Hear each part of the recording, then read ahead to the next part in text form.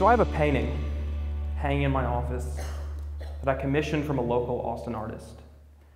And on it is a quote from W.L. Watkinson that my mom used to tell me when I was younger.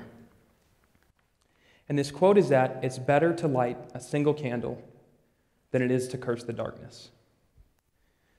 And it's a quote that I didn't really understand when I was younger, never having experienced true darkness.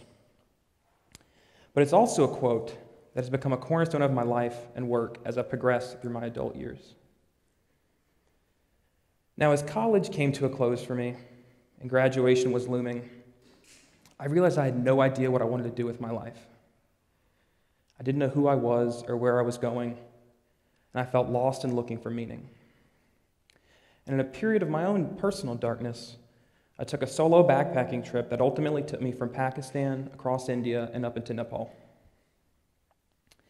And what started out as a trip of isolation and reflection and self-acceptance became a trip that also showed me this darkness, the darkness I'd heard about when I was a younger boy.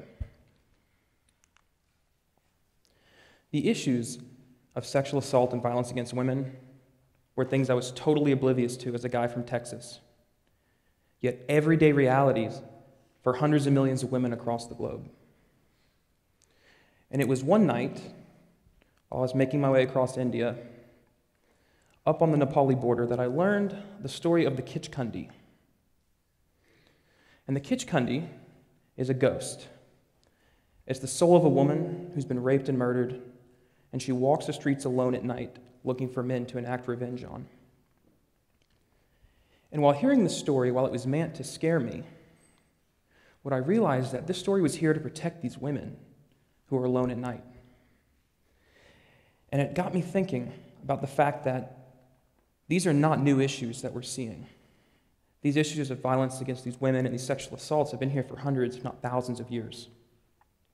And as the night progressed, I learned another story, a personal story about a young Indian woman who was violently attacked, and no one did anything to help her. They chose to curse the darkness as they saw it spreading. And while I could never understood what this woman went through, I could only barely imagine to feel the helplessness and the darkness that her family must have felt. And in facing this darkness, I thought back to that quote of lighting a single candle, doing something, anything. The next time a woman finds herself in this position, maybe she can do something. And so I came to the idea, I was thinking about girls I knew in college who carried pepper spray. And I thought, what if we could just give these women a way to fight back? When the justice systems are doing nothing, and the police are doing nothing, and your back's against a wall, you might as well fight. And so I returned home with the idea of creating a company that would allow me to sell products and use the funds from that to support the distribution of pepper spray to at-risk populations of women. So it started small, with just 500 cans. I returned to India. And working with an NGO on the ground who understood the cultural landscape, something I, as a guy from Texas, could never understand, the plight of an Indian woman, we armed 500 women. We lit 500 candles. And the thing about candles is once you light the first one, it's easier to light the next one. And the first candle doesn't have to be huge. It can be small. But as I continued to light these candles and lighting more and more, the project continued to grow. And we now have pepper spray distributions on 4 continents. We have a licensing deal with the largest pepper spray manufacturer in the United States that's put our product in thousands of stores. And we've given a fighting chance to tens of thousands of women across the world. We've seen results in not only stopping attacks, we've seen huge increases in these women's self-confidence. And we've seen increases in these women's mobility. And while this is not the answer to this problem of sexual assault, this is just a little candle that I myself could light. So now, how do you light a candle when you're facing a darkness sometimes that is so deep and dense you can't even see the own candle that might be right in front of you? The first thing you need to do is identify that darkness and give it a name. Darkness takes many faces and has many different forms. For us, our issue was developing countries and the issues of sexual assault against women. But it might be a world issue, it could be a political issue, a racial issue, it could even be a personal issue. All of us will have to face this darkness at some point. But until you can identify it, you're going to have a very hard time bringing light to this dark. So once you've identified what it is that bothers you, the darkness that you see, the first step in lighting your candle is to build, borrow, or find one. Lighting a candle, what can you do right now to light this candle? What resources do you have available? Do you have time? Do you have money? Do you have political influence or persuasion skills from a great communication professor at Texas State?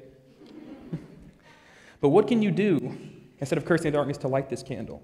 If you don't have anything, can you borrow a candle from someone else? Support, friends, families, groups on campus. Or if you can also find a candle, there might be people who are already working in this sphere that have lit their own candles that you can draw towards, and they'll help you in finding your own candle to light.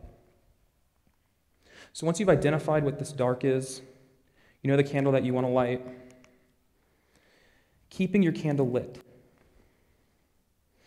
The thing about the world is many times people and events will try to blow your candle out. My mom likes to remind me how in the first year of this project, all I did was question myself, is this going to work? Is this really going to do anything? And there were guys that I knew who even asked me, why do you care about women in developing countries? Why does this matter to you? But the thing about lighting a candle is that you don't always know how far that light's going to reach. And the reason it matters is because some months ago, a woman in El Salvador was on a bus, going home from work, when a man got on the bus and sat down next to her. And he forced himself on her, and he told her what was going to happen. And everyone on that bus sat there and did nothing, just like that young woman in India, whose story still haunts me to this day. And as she's getting dragged off the bus, this moment of darkness, what this man did not know is that a little while earlier, she'd received a can of our pepper spray.